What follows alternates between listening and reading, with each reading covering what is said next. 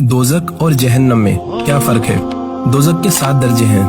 پہلی دوزخ کا نام ہے حاویہ، جس میں منافق جائیں گے۔ منافق وہ ہوتے ہیں جو کہتے ہیں ہم مسلمان ہیں لیکن ان کے دل میں کفر ہوتا ہے۔ دوسری دوزخ کا نام ہے جہیم، جس میں مشرک لوگ جائیں گے۔ مشرک وہ ہوتے ہیں جو اللہ کے ساتھ کسی اور کو بھی شریک کرتے ہیں۔